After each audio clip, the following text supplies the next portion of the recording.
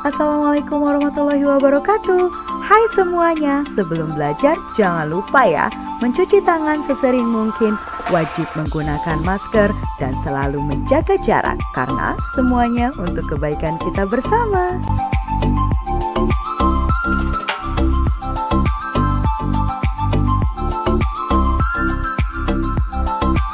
Assalamualaikum warahmatullahi wabarakatuh. Ketemu lagi sama Ibu di sini dan kali ini masih dalam bab yang sama yaitu tentang puisi rakyat tapi dengan materi yang berbeda yaitu menyimpulkan isi. Untuk pertemuan kali ini Ibu akan jelaskan terlebih dahulu yaitu kompetensi dasarnya. Mengidentifikasi informasi, pesan, rima, dan pilihan kata dari puisi rakyat baik itu pantun, syair, dan bentuk puisi rakyat setempat yang dibaca dan didengar. Nah, untuk materi pembelajarannya yaitu menyimpulkan isi dari puisi rakyat, baik itu pantun, syair, dan juga gurindam. Untuk tujuannya, dengan dipelajari materi ini, diharapkan peserta didik dapat menyimpulkan nih isi dari puisi rakyat, baik itu pantun, syair, dan juga gurindam. Oke, kira-kira gimana sih cara menyimpulkan isi dari sebuah puisi rakyat, yaitu pantun, syair, dan juga gurindam? Caranya ada dua. Yaitu, kalian yang pertama harus mengetahui makna atau pesan dari puisi rakyat, baik itu pantun, syair, dan juga gurindam. Ya, cara pertama, kalian harus mengetahui makna atau pesan dari puisi rakyat. Sedangkan cara yang kedua, yaitu dengan mencatat rima dalam puisi rakyat, baik itu pantun, syair, dan juga gurindam. Sebelumnya ada yang pernah dengar rima? Rima itu apa? Rima itu suku kata ya atau akhiran dari sebuah kalimat. Kita lihat lebih detail ya. Nah, kalian bisa lihat yang ini ya. Kita bahas satu-satu dulu, yaitu poin yang pertama. Yang pertama yaitu untuk menyimpulkan isi dari sebuah puisi rakyat, yang pertama harus kalian lakukan adalah harus mengetahui makna atau pesan dari puisi rakyat, baik itu pantun, syair, dan juga gurindam. Jadi, ketika ingin mencari makna atau pesan dari sebuah puisi rakyat, pantun, syair, dan juga gurindam, kita harus mengetahui letak atau posisi pesan atau makna dari puisi rakyat tersebut. Nih, ini harus dicatat, penting, perhatikan baik-baik. Kalau pantun, letak atau posisi pesan atau maknanya ada di baris ketiga dan keempat. Ya, yang ini nih, yang Ibu kotakin. Yang Ibu kasih kotak, ini adalah jawaban dari pesan dari sebuah pantun. Oke? Sedangkan kalau syair, letaknya ada di mana? Untuk pesan atau maknanya ada di satu bait semuanya. Ya, semuanya. Tuh, semuanya. Ini adalah pesannya. Nah, sedangkan kalau untuk gurindam sendiri berada di baris ke-1 dan 2 dalam tiap baitnya. Ini dia yang Ibu kotakin. Ya. Jadi kalau misalnya Ibu minta kalian untuk carilah makna dari sebuah pantun, kalian tidak perlu membaca baris ke-1 dan baris ke-2 karena letak dari pesan sebuah pantun itu ada di baris ke-3 dan baris ke-4. Oke, bisa dipahami sampai sini? Sedangkan kalau syair, Ibu minta kayak kalian misalnya, carilah makna atau pesan dari sebuah syair. Kalian baca per baitnya, karena untuk syair ada di semua baris atau di dalam satu bait ya. Di satu bait sampai sini, ini satu bait sampai sini, telaah, pelajari, pahami. Gitu ya. Dan untuk gurindam, letaknya ada di baris ke-1 dan baris ke-2. Gitu ya. Kita bahas satu-satu ya, lihat di kotak yang warna biru ini. Kita ke pantun 1 dulu. Nah, untuk pantun 1 ini kalian baca di sini, jangan ikuti tabiat ayam, kita langsung ke baris ke-3 dan ke-4 ya, karena kita ingin mencari makna atau pesan dari pantun.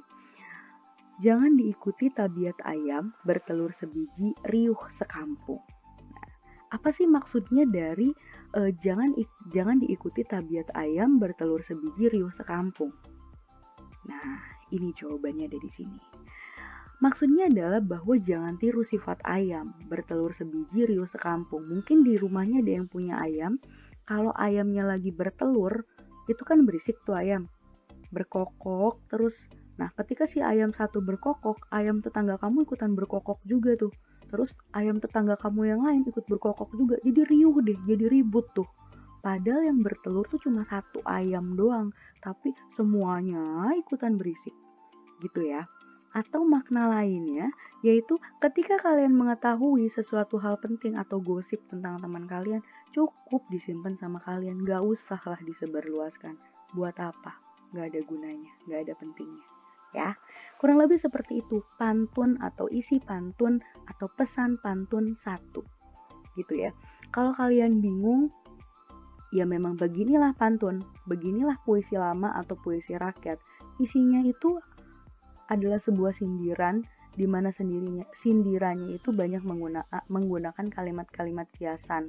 Tidak langsung aja kalau misalnya mau nyindir orang, kalian kan kalau mau negur orang biasanya langsung aja kan to the point atau langsung kepada titik permasalahannya. Kamu tuh kayaknya nggak cocok deh pakai baju itu, baju kamu misalnya kurang bagus apa. Biasanya kan kalau ngasih tahu kayak gitu kan. Tapi di dalam pantun ini menyindirnya itu atau memberi nasihatnya itu secara halus, ya, tidak secara to the point atau tidak secara langsung. Ya, padahal kan ini cuma pengen nasihatin kan, cuma pengen ngasih tahu ke orang-orang, janganlah kamu punya sifat suka menyebarluaskan berita yang belum tentu benarnya. Intinya kan seperti itu, tapi dibawa-bawalah istilah itu dikiaskan dengan ayam.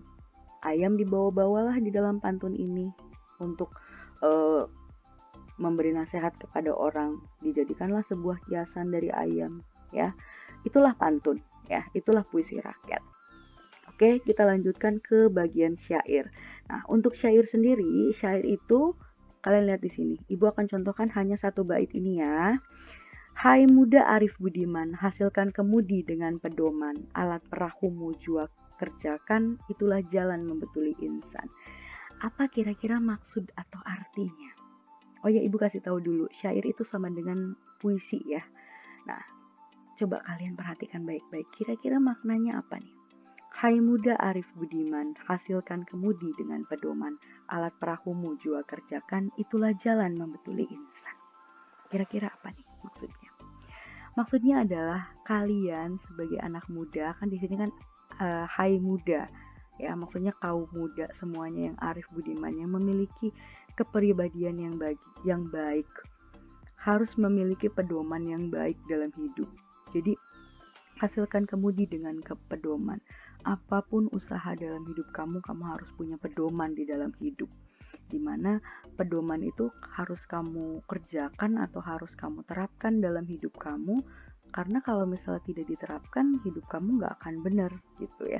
Tapi kalau misalnya alat perahumu atau kehidupan kamu dikerjakan dengan sesuai pedoman yang baik, tata krama, sopan santun, insya Allah itulah jalan membetuli insan. Insya Allah jalan kamu akan baik gitu. Agak bingung atau agak berat sebenarnya pembahasan ini buat kalian, tapi memang begitu. Nanti akan ibu contohkan lagi syair yang lebih mudah dipahami oleh kalian ya. Oke, kita lanjutkan saja untuk makna dari gurindam. Nah, untuk makna dari gurindam di sini, ibu bahas gurindam yang satu ini ya. Jika hendak mengenal orang yang baik perangai, lihat pada ketika bercampur dengan orang ramai. Ada yang paham? Kita bahas ya.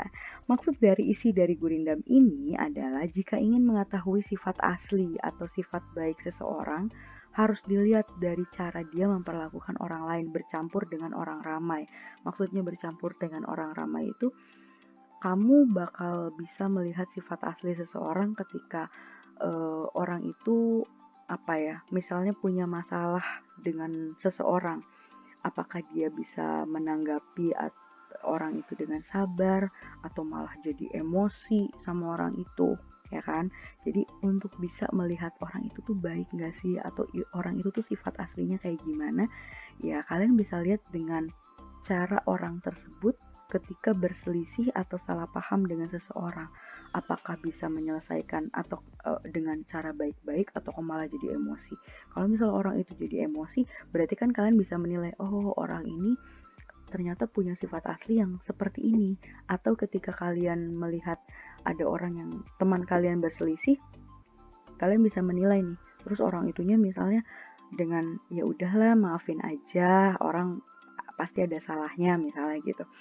Berarti kalian bisa menilai, oh berarti orang ini tuh baik nih dalam menyikapi sesuatu hal gitu ya. Kurang lebih seperti itu untuk bagian yang pertama. Selanjutnya untuk bagian yang kedua ini mudah ya. Jangan merasa dibebani sama pelajarannya. Nah, untuk poin yang kedua yaitu harus mengetahui rima dari puisi rakyat, baik itu pantun, syair, dan juga gurindam. Nah, untuk mengetahui rima harus mengetahui pola tiap puisi rakyat, baik itu pantun, syair, dan juga gurindam. Nah, untuk pantun itu polanya sudah kita bahas ya. A. Kok A ya Ibu ya? Kalau pantun itu polanya harus A, B. Maaf, Ibu salah ketik di sini, harusnya A, B ya. Nah, kalau untuk syair polanya itu harus A, dan B, C, oke, dan seterusnya. Nah, kalau misalnya gurindam polanya harus A, B, C, D, dan seterusnya ya. Selanjutnya, kalian bisa lihat di pantun 1, mohon maaf ini pantun 2 jangan dilihat dulu ya, kita ke pantun 1. Ingat, kalau pantun itu polanya harus A, B ya. Kalian lihat di sini pantun 1. Ingat, kalau rima itu adalah suku kata terakhir. Ya, suku kata terakhir Ibu ulangin. Ya. Di sini kan terakhirnya adalah yam. Ya, dari kata bayam. Yam berarti yam tung yam pung. Lihat sini. Yam tung yam pung. Ini betul atau salah? Ayo. Maaf Ibu kebalik ini nulisnya ya. Ini betul atau salah? Ini salah. Harusnya ini harus sama. Ini sama ini sama. Ini sama ini nggak sama. Berarti salah. Oke? Selanjutnya, pantun yang kedua. Baik bergalas, baik tidak. Buli-buli bertali benang. Baik berbalas, baik tidak. Asal budi sama dikenang. Ujungnya harus sama. Dak, nang. Sama nggak nih? Sama. Berarti betul. Maaf Ibu salah tulis ya. Nanti di catatannya jangan sampai salah nih. Ya, untuk pantun A, B, nanti akan Ibu nilai nih ya. Terus yang ini catatannya jangan sampai salah. Yang ini harusnya salah, yang ini harusnya betul ya. Kalau yang cuma dengerin doang nggak lihat videonya, Ibu jamin pasti salah kalian bikin catatan. Selanjutnya ya, untuk syair. Untuk syair itu harus polanya A. Jadi ujungnya atau rimanya harus sama. Ketika di sini akhirannya man, baris keduanya juga harus man, baris ketiganya juga harus man, baris keempatnya juga harus man. Sedangkan di dalam bait yang ini man, kan, san, otomatis salah. Oke? Selanjutnya syair yang bait kedua ya. Ininya kan ada perahumu, berarti kan mu. Di sininya kayu, berarti yu. Di situ berarti tu. Itu berarti tu. Nah, berarti untuk rimanya, ini rimanya ya, maksud rima tuh yang kayak gini. Rimanya berarti mu, yu, tu. Bener atau salah? Salah. Harusnya kalau mau mu, atau yu, atau tu, gitu ya. Nah, sekarang kita lihat ke gurindam. Sama gurindam pun harus di bagian akhirnya ya. Rima itu adalah suku kata terakhir. Perangai berarti ngai. Nah, baris yang keduanya ramai berarti mai. Ngai, mai, otomatis salah. Selanjutnya gurindam yang kedua ya, bait kedua. Sahabat berarti bat ya. Di baris yang keduanya obat berarti bat. Berarti rimanya atau suku kata terakhirnya bat. Berarti ini jawabannya betul. Begitu ya. Perhatikan baik-baik di sini, jangan sampai salah. Oke?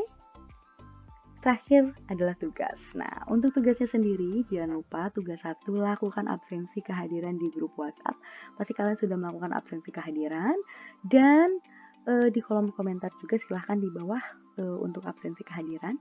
Dan nomor 2, simak video materi ini dengan seksama. Silahkan kalian play lagi video materinya sambil kalian mencatat di buku catatan. Nah, untuk buku catatan sendiri dikumpulkan di hari Senin paling lambat ya. Paling lambat itu hari Senin di meja ibu. Ya. Jangan lupa disampul warna hijau.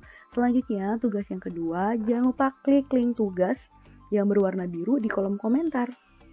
Kalian klik dulu, setelah kalian klik nanti kalian akan masuk ke Google Formulir.